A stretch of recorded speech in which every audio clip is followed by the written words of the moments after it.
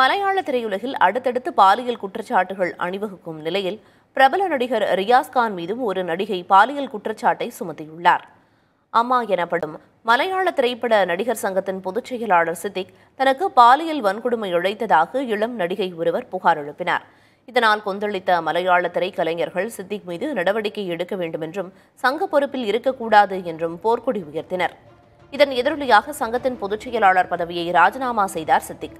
இந்நிலையில் இயக்குநர் ரஞ்சித் திரைப்பட விவாதத்திற்காக தன்னை வீட்டுக்கு வரவழைத்து பாலியல் தொல்லை அளித்ததாக மற்றொரு நடிகையும் புகார் எழுப்பினார். இதனால் சினிமா அகாடமி தலைவர் பதவியை துறப்பதாக அறிவித்தார் இயக்குநர் ரஞ்சித். இதன் தொடர்ச்சியாக சித்திக் மீது பாலியல் புகார் எழுப்பிய அதே இளம் நடிகை நடிகர் ரியாஸ்கான் மீதும் பாலியல் குற்றச்சாட்டை முன்வைத்துள்ளார். தன்னுடன் அலைபேசியில் பேசிய ரியாஸ்கான் பாலியல் ரீதியாக அத்துமீறி பேசியதாக புகார் எழுப்பியுள்ளார்.